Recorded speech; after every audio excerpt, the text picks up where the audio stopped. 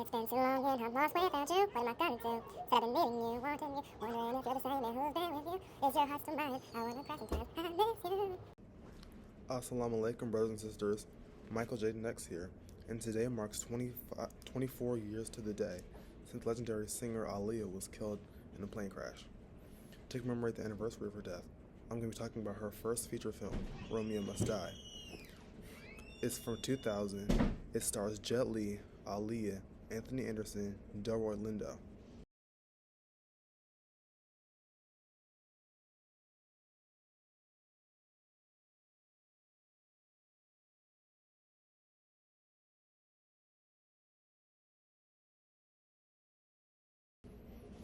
It is loosely based on the Romeo and Juliet story that we're all familiar with. Only this time, the attention is more towards the rival families rather than the character's love. Jet's character being Han, and Aaliyah's character being Trish. Now, I really love this movie, especially Aaliyah's performance. I mean, I was really only watching it for Aaliyah, but I really loved her as an actress. And this and Queen of the Damned were her only two movies that she did, as 24 years ago today, she died in a plane crash 6 months before Queen of the Damned came out. And I really wish she would have gotten to do more acting roles. Now, the movie's rated R, mainly because of the violence, with a little bit of naughty scenes at the beginning. Yeah, what I love about this movie in most karate kung fu based movies is how kung fu is like you can play any move, and it's like it's never predictable. It's kind of hard to explain when I'm talking about it, but it's like you never expect what move will come. One of my favorite scenes was when Jet Li was using Aaliyah to whoop the other lady's ass because he can't hit a woman.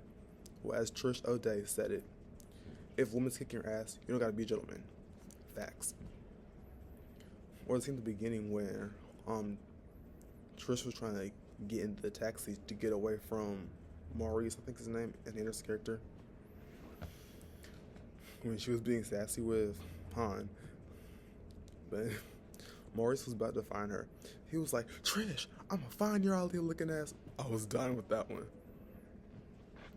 Yeah, I'd say early 2000 Anthony Anderson was like way different than now, because then he would just play the goofy sidekick that would just pop up every now and then. But now he's more of a main character in movies, more established as actor. But I love the soundtrack, which they use Aaliyah's music along with DMX and Destiny's Child, especially the Aaliyah song. At first you don't succeed, first you don't succeed. Nothing, try again, and try again. Now, this movie made me in love with Aaliyah's Try Again song. I also find it interesting that both Han and Trish lose their brothers, and that in a way does bring them together because before, like the first time they meet each other, it's like kind of standoffish. They get smart with each other, but after a while they start learning to love each other, probably because of the tragedies that they faced.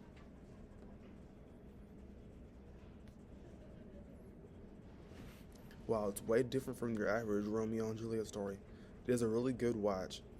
It's way better than most people give it credit for. So I will give it a 7 out of 10. That was the video. If you liked it, make sure to like and subscribe and hit the bell so you can be notified when I post a new video. R.I.P. Aaliyah, 24 years later. Rest in peace. Alright, bye.